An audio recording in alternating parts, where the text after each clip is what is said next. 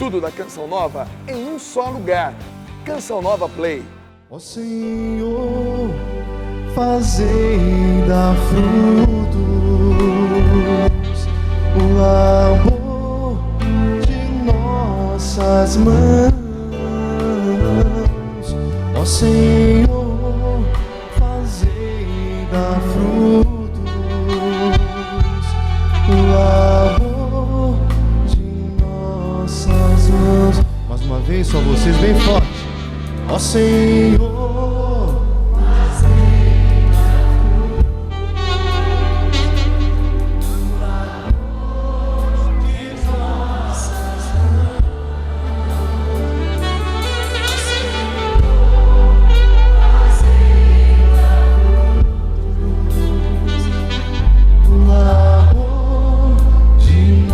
agora todos juntos, com força. Ó Senhor, fazei dar frutos o labor de nossas mãos. Ó Senhor, fazei dar frutos o labor de nossas mãos. É isso que nós estamos pedindo hoje ao Senhor. Fazei dar frutos o labor de nossas mãos, o trabalho de nossas mãos. Senhor, que o trabalho de nossas mãos produza frutos. E o que é que faz o nosso trabalho, o nosso labor produzir frutos? Você sabe que qualquer planta, para poder produzir, ainda mais se a gente quer que produza bastante, precisa de adubo, precisa. O pão, o bolo, para ficar fofo, para ficar gostoso, ele precisa de fermento, precisa. Sem o fermento, aquela massa fica dura, ninguém consegue comer. Imagine um bolo, né, sem fermento. Imagine um pão sem fermento. Mas que diferença quando o fermento colocado na massa. O fermento é uma coisa, é pouquinho. Você nunca põe bastante fermento na massa. Tem muito mais massa do que fermento. É um punhadinho de fermento que se coloca. Mas aquele pouquinho de fermento muda totalmente aquela massa. Muda. E muito interessante é que o fermento são corpos vivos. São corpos vivos. E aqueles corpos vivos trabalham na massa. Portanto, é vida que está ali. E toda aquela massa fica fermentada. O próprio Jesus comparou a nossa fé a um grãozinho de fermento. Um punhadinho de fermento. Que uma mulher pega e coloca na massa, e toda a massa fica levedada. Meus irmãos, para que o nosso trabalho produza frutos, nós precisamos deste fermento, que é a fé. E por que é que nós não temos visto na nossa sociedade, no nosso Brasil, no mundo, por que nós não estamos vendo o fruto do nosso trabalho? É porque justamente a nossa sociedade escondeu-se de Deus, afastou-se de Deus. E eu volto a usar a expressão, a nossa sociedade escondeu-se de Deus. Deus não se escondeu de nós, mas nós nos escondemos de Deus. Desculpe eu até repetir isso, porque eu posso infelizmente me esconder, até julgar que eu me esconda. É como a criança, né? A criança se põe atrás de uma coisa, ela tem a impressão de que ela não está sendo vista. E por que ela tem a impressão de não estar sendo vista? Porque ela não está vendo. Mas só que conosco é pior. Deus não se esconde de nós, nunca. Mas se nós nos escondemos de Deus, se eu pego e acabo colocando na minha frente, mesmo que seja um paninho, assim, ele acaba sendo empecilho entre eu e Deus. Repito, Deus não abandona ninguém. Deus está sempre conosco, até eu diria, quando nós nos afastamos de Deus, quando nós nos escondemos de Deus, Deus nos persegue no melhor sentido da palavra. Deus nos segue de perto, muito de perto. Mas nós, e aí está o importante, pelo fato de nos escondermos de Deus, pelo fato de nos afastarmos de Deus, daí nós ficamos sem frutos do nosso trabalho, porque nós é que nos afastamos de Deus. Porque se eu ponho um obstáculo entre eu e a luz continua lá. Como eu dizia no começo da missa, o sol está lá, claro, forte, mas eu ponho um obstáculo.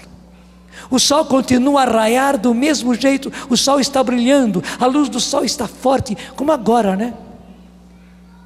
Nós estaríamos com um sol fortíssimo no palco, como estava agora há pouco.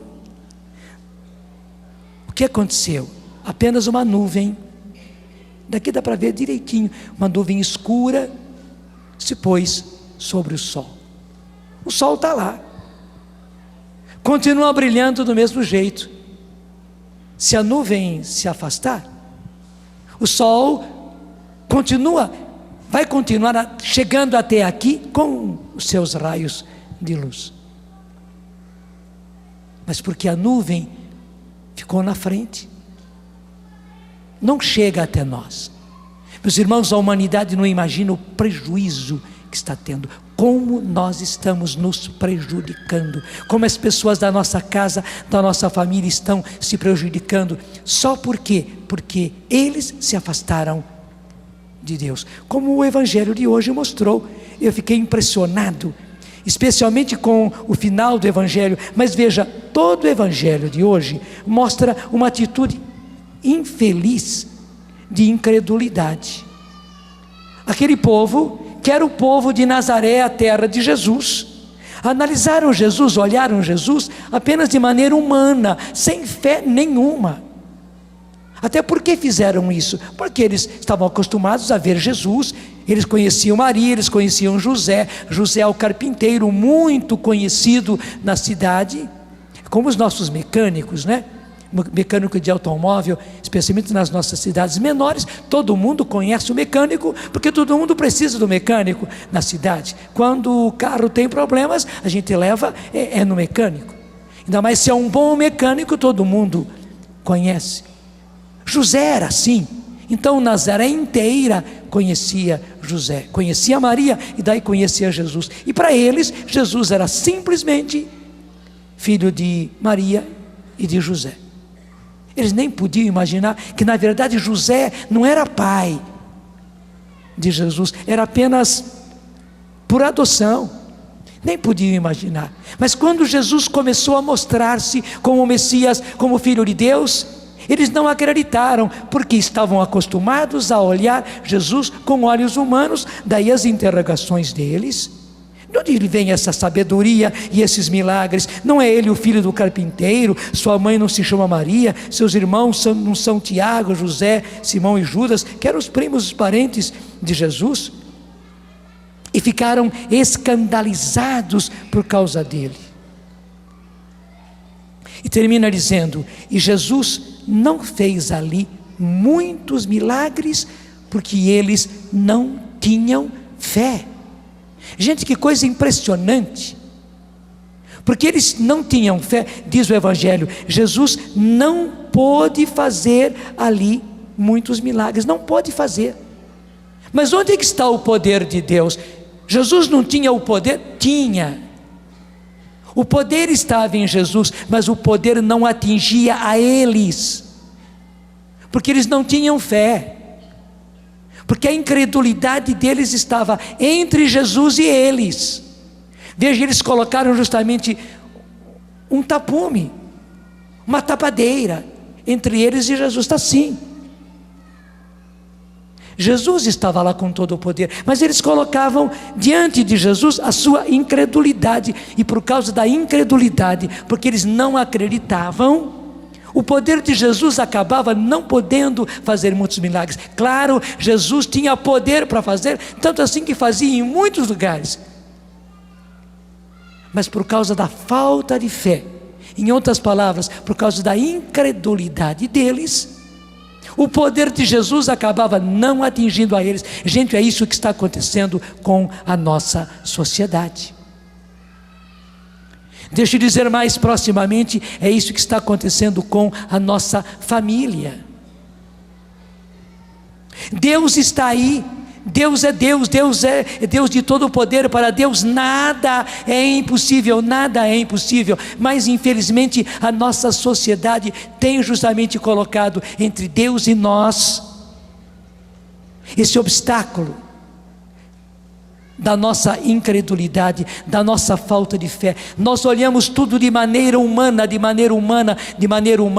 e nós buscamos o fruto do nosso trabalho por nós mesmos, pela minha competência, pelos diplomas que eu tenho, pelo currículo que eu fiz, pela carreira que eu consegui desenvolver.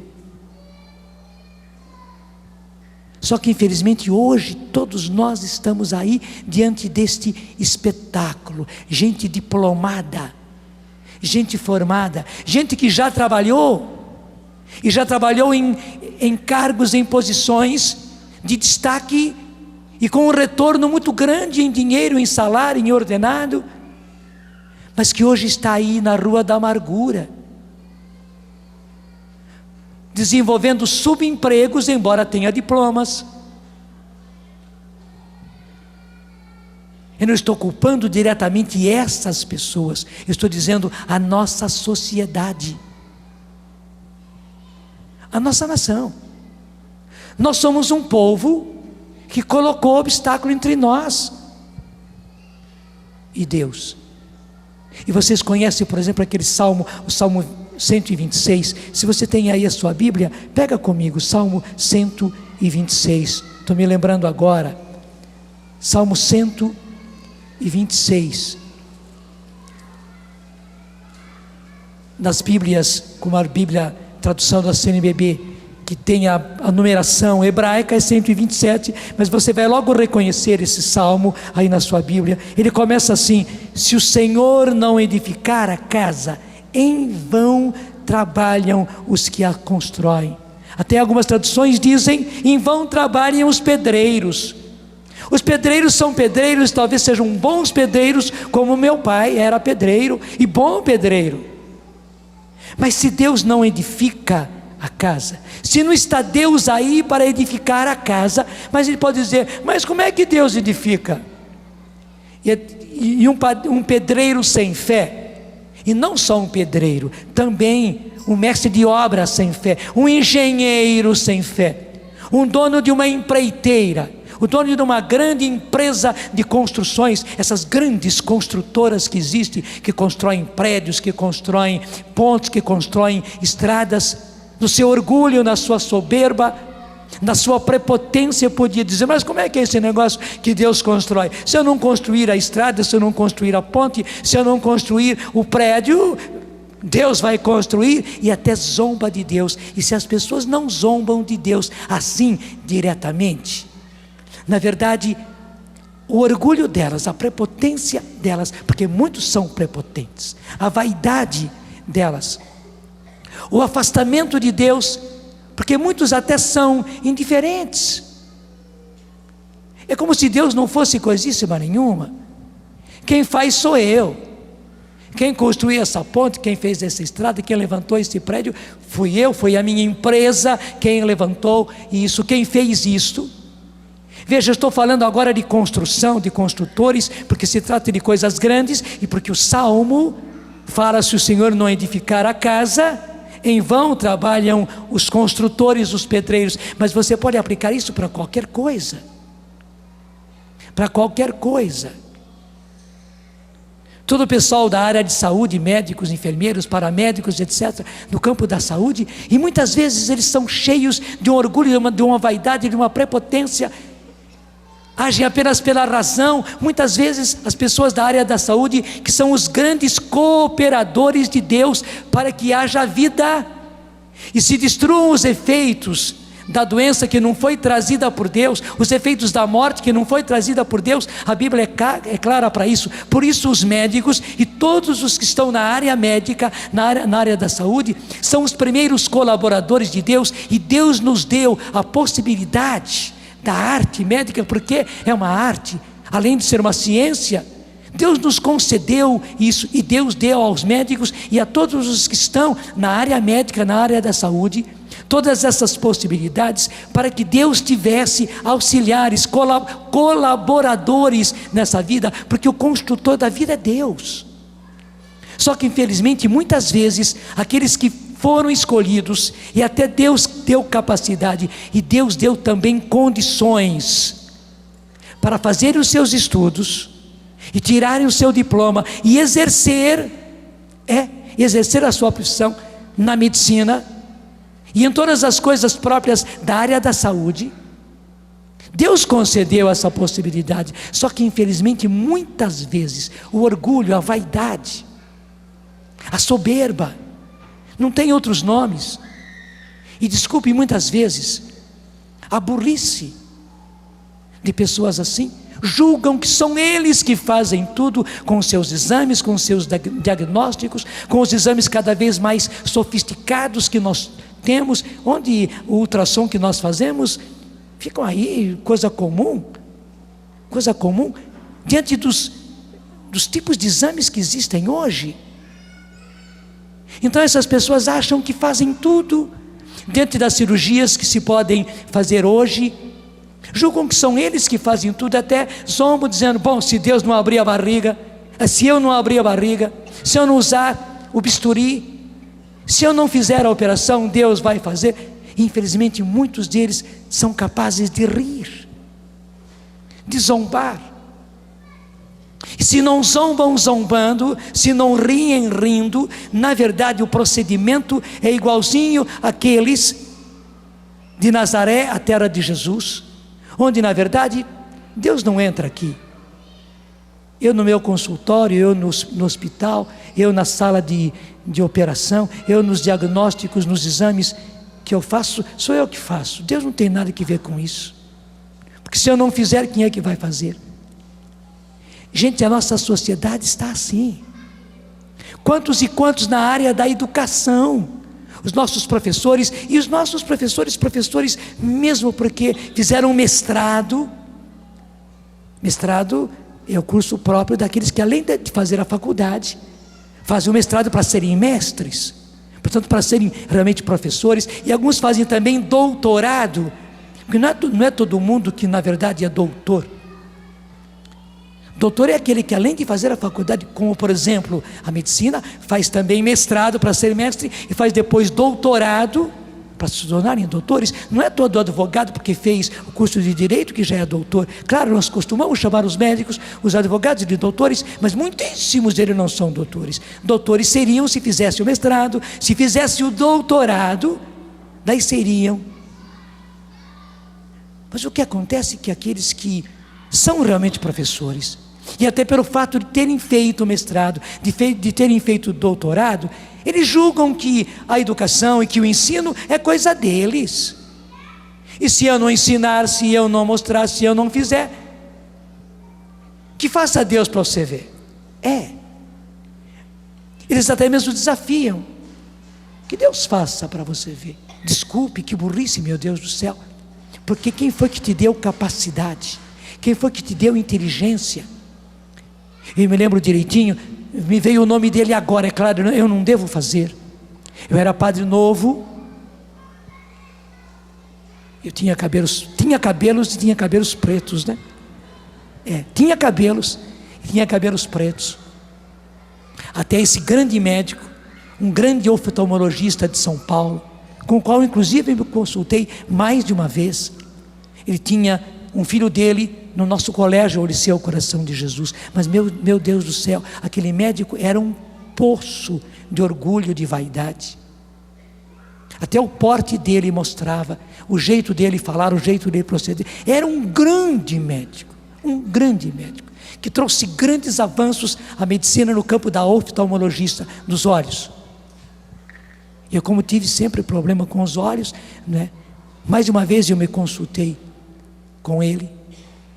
Inclusive ele era docente, portanto era professor lá na Faculdade de Medicina da Santa Casa em São Paulo, que naquele tempo, e penso que também hoje, era das grandes faculdades de medicina, e já tinha a Santa Casa ali à disposição. Que interessante, esse médico não era muito idoso, antes dos 60 anos, na faixa dos 50 anos, ele teve um problema cerebral, eu não sei como é que chama, mas de irrigação do sangue no cérebro, simplesmente isso. Aquelas veiazinhas que irrigam o nosso cérebro tiveram um problema, e ele estava sem irrigação sanguínea no cérebro. Gente, aquele homem começou a perder completamente o uso da razão, e acabou tendo simplesmente vida vegetativa. Ele acabou numa cama, e depois não podia mais nem ser cama, porque o corpo dele, por ficar na cama, ficou uma ferida só, escárias que chama isso, né? As costas dele estavam em carne viva. Ele foi obrigado a se colocar num daqueles colchões de água, necessitando de tudo. Aquele médico famosíssimo e orgulhosíssimo vivia de fraldão, fazendo todas as suas necessidades, defecando, urinando ali mesmo no fraldão, e a família tinha que vir para tirar o fraldão do doutorzão, quase soltei o nome dele.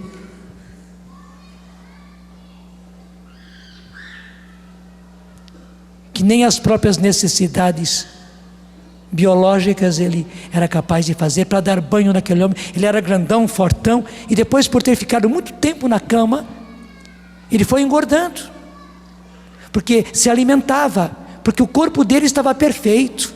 Veja o que aconteceu, meu Deus do céu. O corpo dele estava perfeito, o coração batia perfeito, tudo funcionava bem, era apenas a irrigação do cérebro.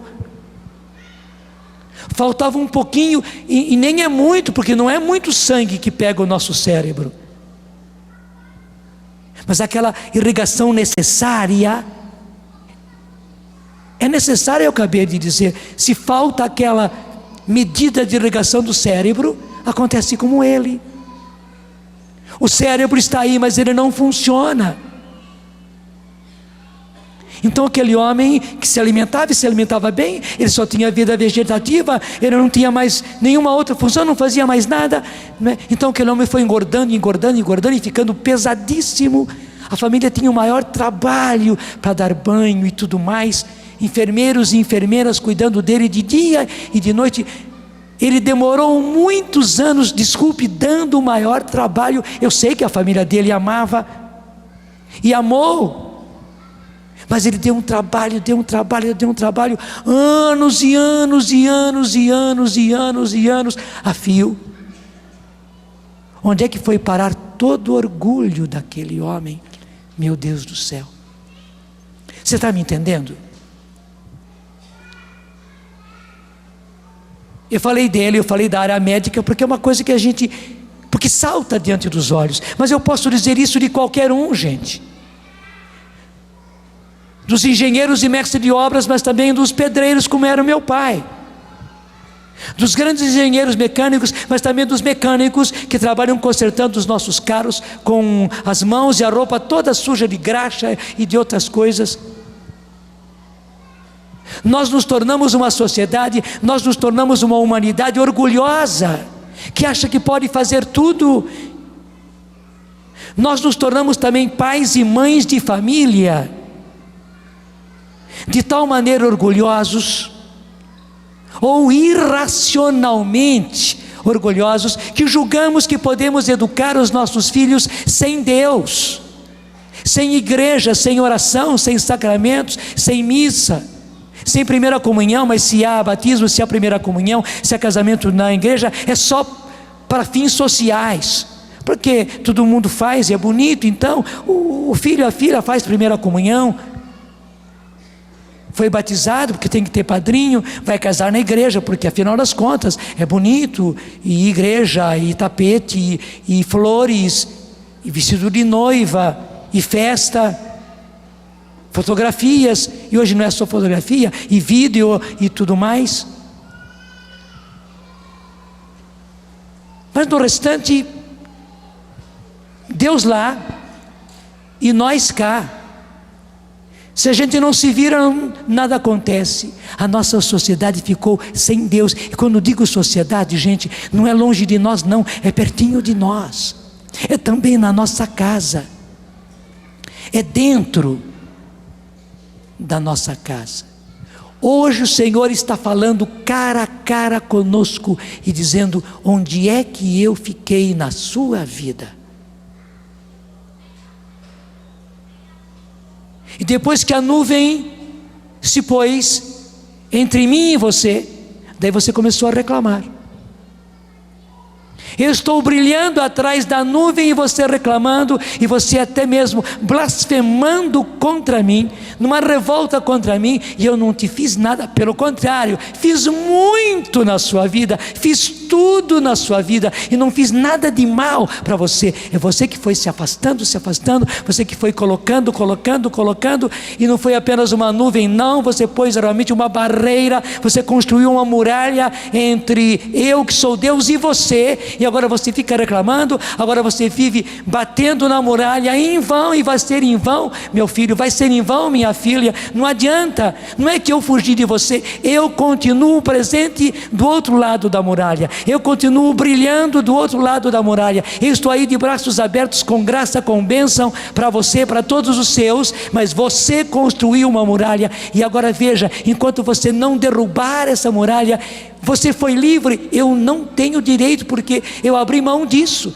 Você construiu, você precisa derrubar. Gente, os muros de Berlim que nós construímos entre nós e Deus, nós precisamos derrubar. E se os da sua casa não querem derrubar, você comece a derrubar. Vai derrubando tijolinho por dia. Seja constante, derrubando, porque muitas vezes lá dentro da nossa casa nós construímos um verdadeiro muro de Berlim. Você se lembra do muro de Berlim? Quem foi que derrubou o muro de Berlim? Foi Nossa Senhora, especialmente de Fátima.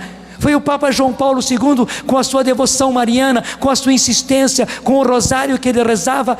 Foi isso que fez com que o muro de Berlim caísse, e o mundo nunca imaginava que aquele muro da vergonha iria cair, e caiu.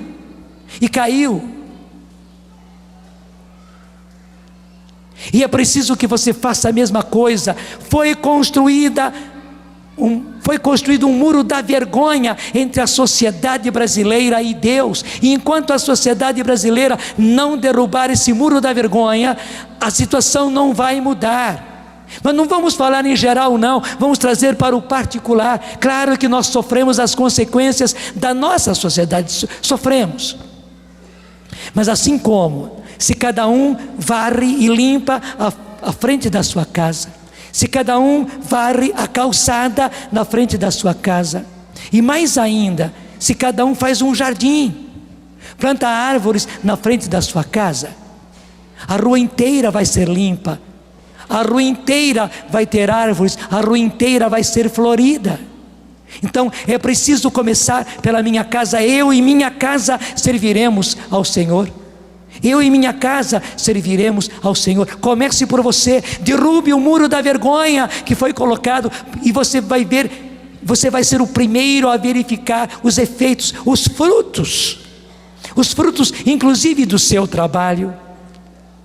Traga de novo o sol de Deus para dentro da sua casa, para dentro da sua família. Traga, e abra as janelas, abra as portas, sim. Abra as cortinas, abra as persianas da sua casa, deixe o sol de Deus entrar de novo e vasculhar tudo. Mude a situação da sua casa, mude a situação da sua casa, e você vai ver se as coisas não melhoram. Todos aqueles que fizeram isso viram a intervenção de Deus, viram a intervenção de Deus. E nós, gente, precisamos tornar-nos de novo homens e mulheres de fé, famílias de fé. Eu e minha casa serviremos ao Senhor, e nós começamos justamente derrubando o muro da vergonha que nós mesmos construímos, que a nossa sociedade construiu. Mas na minha casa não tem muro, e muito menos muro da vergonha. Pelo contrário, na minha casa as portas estão abertas, as janelas estão escancaradas, as cortinas estão abertas, as persianas estão abaixadas ou levantadas, para que o sol de Deus entre de cheio na minha casa. E quem faz isso vê imediatamente os frutos. Ponha à prova. Hoje é um dia que Deus está nos desafiando. Meu filho, minha filha, ponha-me à prova. Derrube o muro da vergonha da sua casa, derrube. Abra as portas da sua casa para mim, que sou o Senhor. Abra as janelas, escancare as janelas da sua casa para mim, que sou o Senhor, que sou o sol, que sou a luz da sua vida. Descerre as cortinas, abaixe ou levante as persianas, e deixe que eu entre com a minha luz, com a minha claridade na sua casa, e eu me sujeito a colocar-me à prova, e você vai ver se as coisas não mudam imediatamente na sua casa, e vão mudando. Eu nem vou me demorar. Vamos cada um de nós já dar a nossa resposta para Deus. Vai respondendo você já agora para Deus. Até feche os seus olhos e vai respondendo com as suas palavras para Deus. Vai dizendo para Deus, como eu vou dizer aqui, mas diga você do seu jeito, nem se incomode com aquilo que eu vou dizendo. Vai dizendo, vamos dizendo para o Senhor: Senhor, eu faço isso hoje, Senhor. Mais do que nunca eu tenho experimentado, Senhor, os milagres teus na minha vida. Eu tenho experimentado. Vai falando, eu quero ver você falando. Senhor, eu mais do que ninguém tenho visto, Senhor, os efeitos da tua luz, da tua claridade entrando na minha casa, entrando na Canção Nova. Mas hoje, Senhor, eu quero derrubar, eu quero pôr por terra, Senhor, todo o muro que infelizmente eu construí, que nós construímos. Eu quero, Senhor, abrir as portas, eu quero descerrar as janelas, Senhor, eu quero abrir as cortinas, eu quero, Senhor, eu preciso que tu entra na minha casa, Senhor. Hoje eu dou o meu sim, Senhor, entra com a tua claridade e vasculha com a tua luz a minha casa. Eu não quero nada de trevas na minha casa, eu não quero nada de trevas na minha família, eu não quero nada de trevas na Canção Nova, Senhor. Pelo contrário, eu quero que todas as sombras desapareçam, Senhor, porque o teu sol, tu que és o sol, tu que és a luz na minha vida, que tu entres, Senhor, que tu entres, que tu vasculhes, que tu ilumines tudo, Senhor, que tu espanques toda a sombra, que tu retires, Senhor, todas as trevas, porque onde entra a luz, as trevas vão embora, não tem por onde. A escuridão vai embora, Senhor, não tem por onde. Eu quero, estou pedindo, entra e ilumina tudo, Senhor. Acaba com as sombras da minha casa, acaba, Senhor, com a escuridão da minha casa, acaba com a noite da minha casa, Senhor. Eu sei que tu podes mudar todas as coisas. Eu creio em ti, Senhor, e eu creio nas tuas promessas. Eu creio nas promessas de Deus. Se eu sou fiel nesse pouco, Senhor, de abrir as portas e as janelas, eu logo vou experimentar o mais, Senhor, o quanto podes fazer. Senhor, eu não quero viver em incredulidade, eu não quero viver em incredulidade. Senhor, derruba a minha incredulidade, derruba a minha indiferença, Senhor, derruba a nossa indiferença, Senhor, porque precisamos ver a tua luz, precisamos ver os teus milagres, precisamos ver, Senhor, a atuação de Deus. Tu precisas ser Deus na minha casa. És Deus, mas eu tenho que experimentar que tu és Deus na minha casa, na minha família, no meu trabalho.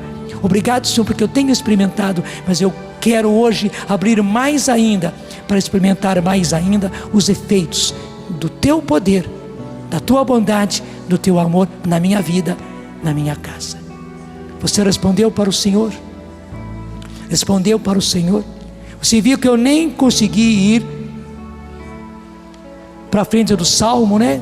Que ele continua dizendo: se o Senhor não edificar a casa, em vão trabalham os que constroem. Se o Senhor não guardar a cidade, debalde vigiam as sentinelas. Eu nem vou entrar por aí.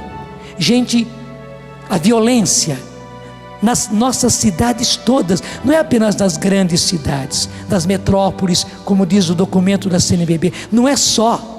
Nas metrópoles é assustador e a televisão dá, mas nas nossas cidades pequenas, talvez na sua cidadezinha onde você está agora, de onde você veio, a violência também chegou lá, porque lá chegou o mal, lá chegaram as drogas, lá chegou uma vida prostituída, lá chegou os meios de comunicação levando esse inferno, meu Deus do céu, a meios de comunicação que comunicam o inferno, a partir das suas notícias e a partir daquilo que de vida eles mostram, como se isso fosse vida. As piores coisas do mundo são trazidas para dentro de casa, como se o nosso encanamento, que devia trazer água limpa, água pura, trouxesse os dejetos dos outros canos. Como é que chama os canos que vão para as fossas, os esgotos? Trocaram as coisas. Os canos que deviam trazer água limpa estão trazendo os dejetos do esgoto para dentro das nossas casas. E é isso que o Senhor está dizendo: se o Senhor não guardar a nossa cidade, se o Senhor não guardar a nossa casa, em vão vigiam as sentinelas. Não adianta você colocar guardas na rua e na frente da sua casa. Se o Senhor não guardar, não adianta. Inútil levantar-se antes da aurora e retrasar até alta noite o vosso descanso. E o salmo vai assim para frente.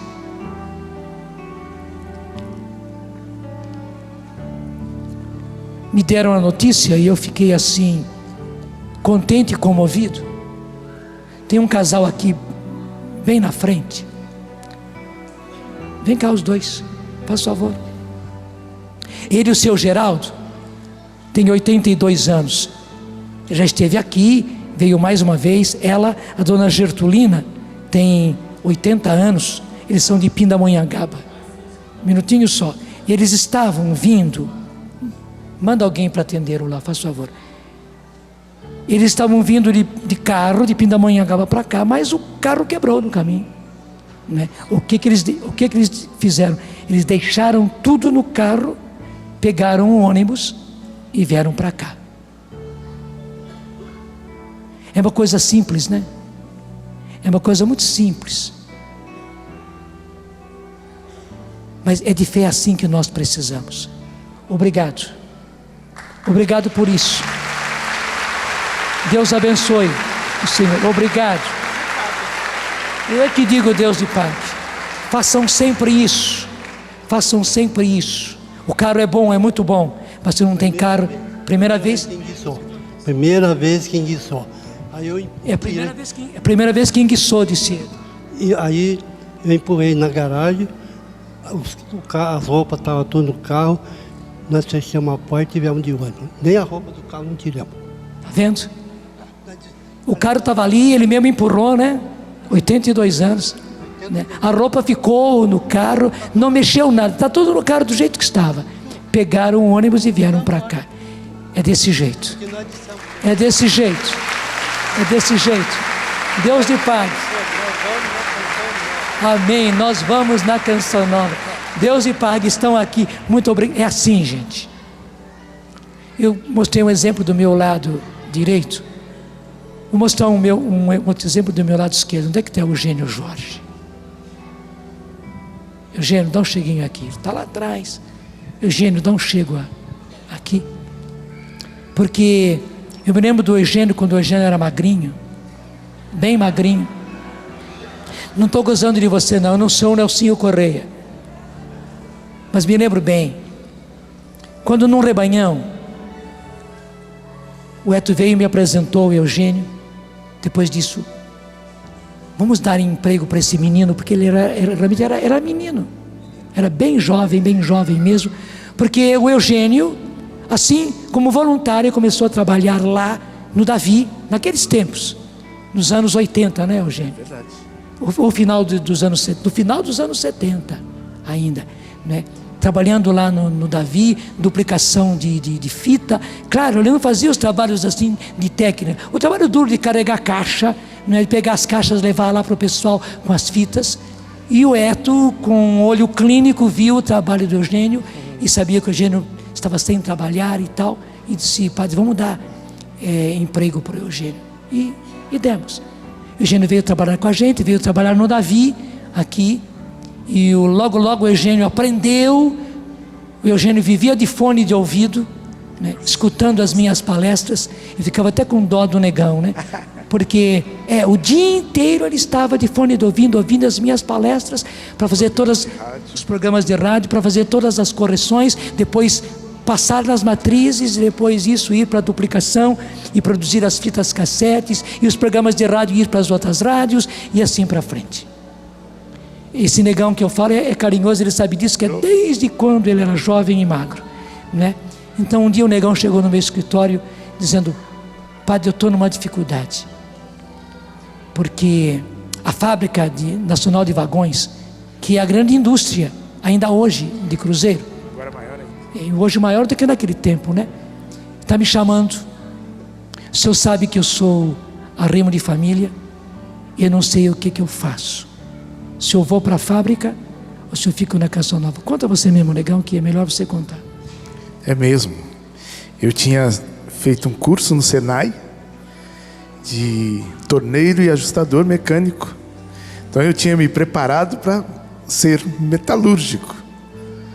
E estava pronto. E esperando uma oportunidade. Tinha servido o quartel, fazia um bom tempo que eu estava sem emprego.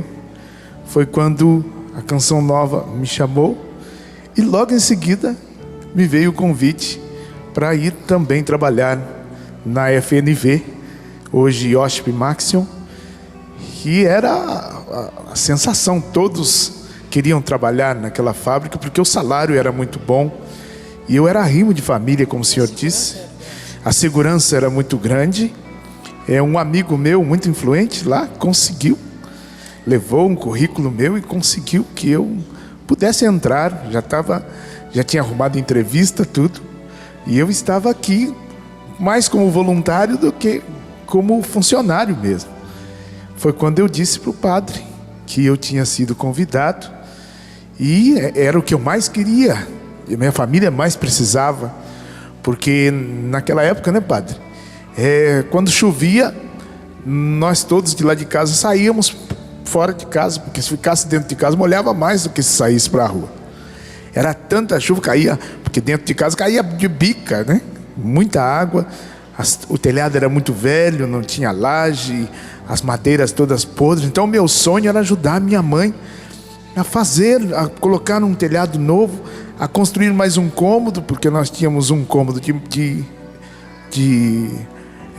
alvenaria, e os outros eram de latão, de zinco, não? Abertos assim. Então eu sonhava ajudar a minha mãe. E foi assim que aconteceu. Me chamaram para trabalhar. Eu disse: é agora.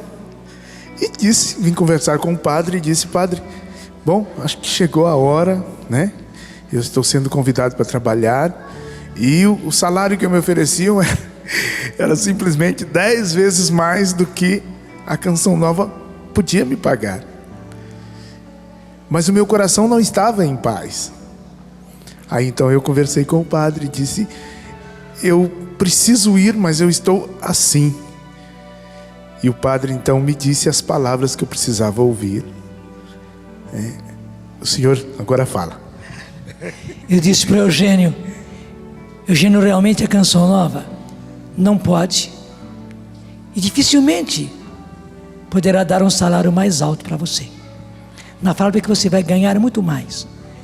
Mas se você tiver a coragem de fazer experiência, de pôr Deus à prova,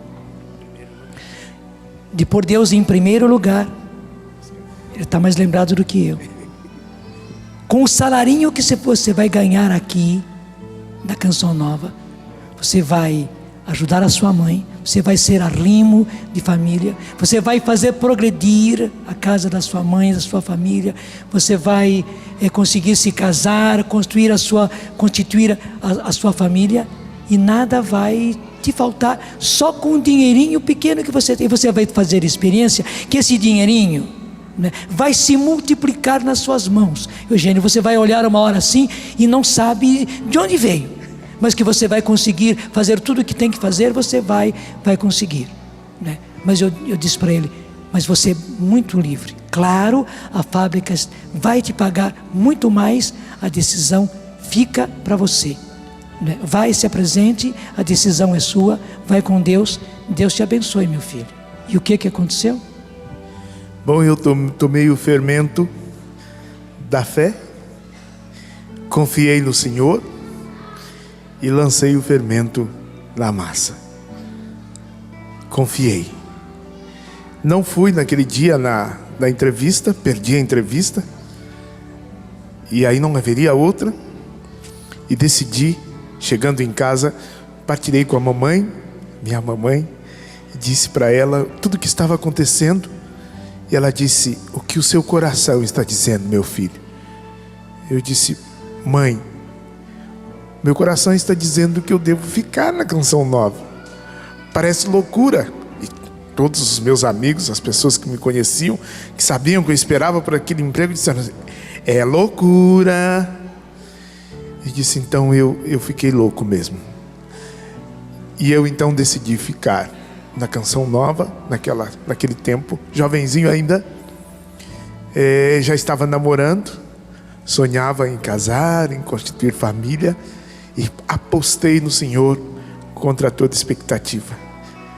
Eu criei nas promessas de Deus, Padre. Cantei com a vida aquilo que hoje a gente canta com os lábios, pela graça de Deus.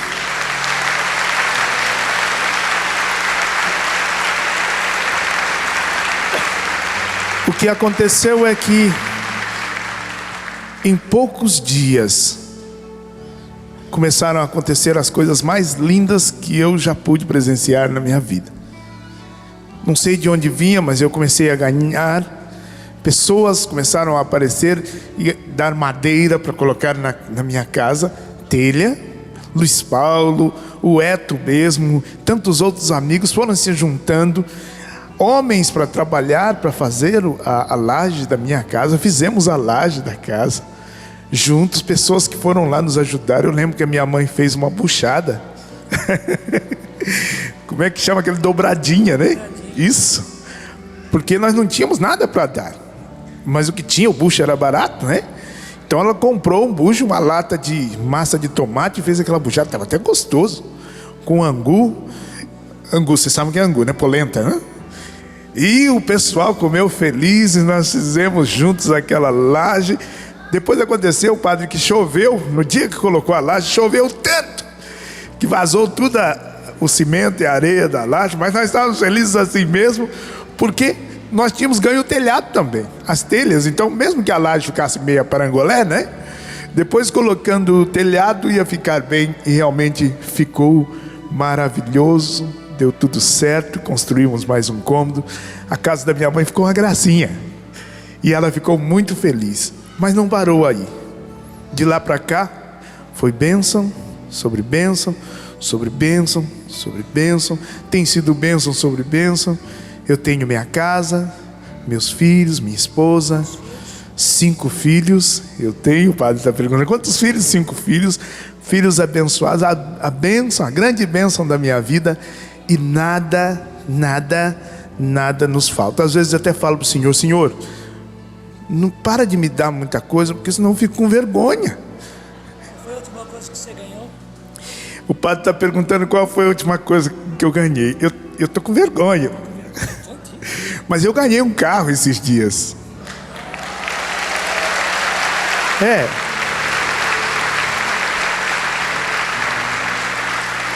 Ganhei, não sabia que ia ganhar, não sabia nem que estava concorrendo, porque eu sou cliente de um banco. Esse banco, no final do ano, fez um sorteio, eu não sabia que estava concorrendo. Recebi um telefonema dizendo que eu tinha ganho um carro. Eu disse, só pode ser pegadinha. É pegadinha, porque eu nunca ganhei nem um palito de fósforo, isso é arriscado ainda. Nunca ganhei nem um palito de fósforo, nem bingo, nem coisa da paróquia, nada. Um carro, faça-me um favor. E não acreditei, falei, é pegadinha. Por telefone é pegadinha.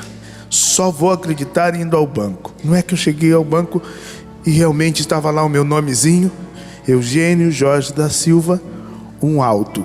Eu disse, papai do céu, como que eu vou explicar isso? Ele disse: diga que você crê nas promessas de Deus, isso é o bastante. E esse é o meu testemunho.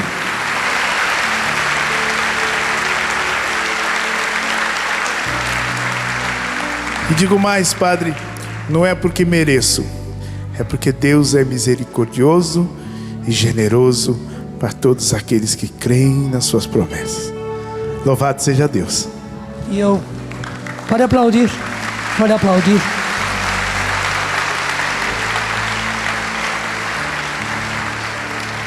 Como é que chamava a sua mãe mesmo? Como é que chamava a sua mãe? Como é que se chama a sua mãe? Minha mãe se chamava Dona Maria Madalena, mas não é conhecida como Dona Fiinha. Fiinha, né? Maria Madalena, Dona Fiinha. A coisa mais linda é que nós juntos colocamos a Dona Fiinha no céu. Não apenas demos o que ela esperava na terra, mas nós demos o que mais ela esperava, que é o céu. Porque a Dona Fiinha, mesmo com a idade que ela tinha, com os problemas de saúde que ela tinha, porque ela foi uma lutadora a vida inteira.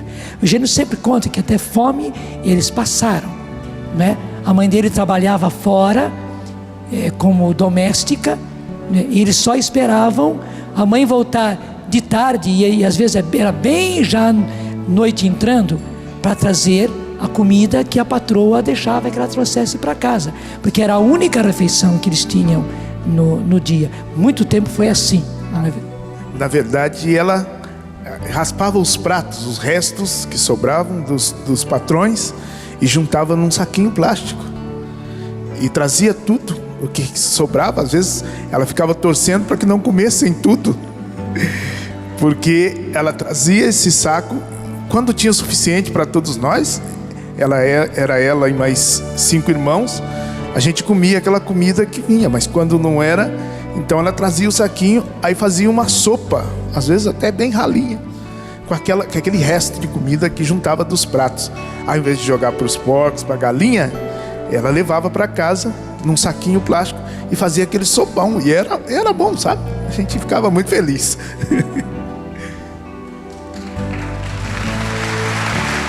Agora até eu me comovi, porque esse pormenor eu não sabia. Eu sabia que ela trazia comida da casa da patroa, mas que era assim, desse jeito, até eu tive um nó na garganta. Mas então, a gente endireitou a vida da Dona Fiinha, não é? E a Dona Fiinha tinha uma horta logo ao lado do quintal dela, onde todos os dias ela ia lá para cultivar a hortinha dela e tirava também o fruto da horta que ela mesma cuidava. Estava com 70 anos, caiu na horta. No início ninguém viu, foi depois de um bom tempo que um vizinho viu ela caída no chão. Daí foram socorrer, levaram para o hospital, mas já era bastante tarde. Dona Fiinha ficou entre a vida e a morte, né? Foi para a UTI e tudo mais. Eu fiquei sabendo, né? E quando eu soube, antes eu estava viajando, mas quando eu soube, eu telefonei pro Eugênio. Eu lembro direitinho, era uma quinta-feira, dia de adoração. Então eu cheguei de viagem, vim para a missa. Quando acabou a missa, aliás, antes da missa, eu telefonei para o Eugênio e disse: Eugênio, eu vou para a missa agora, né? Quando acabar a missa, eu vou visitar sua mãe. Como é que eu faço? Onde é que a gente se encontra? O Eugênio disse: na porta da Santa Casa, padre. E acabando a missa, eu fui para lá, né? Cheguei, encontrei com o Eugênio, subimos, entramos na Santa Casa e fomos lá direto para a UTI. Quando eu cheguei, como foi o padre Jonas que chegou, né? A enfermeira já ficou toda assim, né? O padre Jonas e tal, e me deixou entrar na UTI. Fui lá, né? Estive com a Dona Fiinha, conversei com ela. Ela fez a sua confissão, né? Isso eu posso dizer, confissão de santa, né? Procurando assim na vida os pecados para poder fazer a confissão. Ela achava que tinha realmente muita coisa para confessar e disse: padre, eu preciso confessar mesmo, me confesse. E atendi, mas isso eu posso dizer, confissão de santa. Depois que ela se confessou, eu dei a unção dos enfermos. Eu sabia que todos os dias traziam a comunhão. Ela tinha comungado naquele dia né? Mas assim mesmo ela quis se confessar, sabia que no dia seguinte ela receberia a Eucaristia. Então dei a unção dos enfermos, e quando eu saí, a enfermeira da UTI já tinha avisado todas as enfermeiras da Santa Casa, né?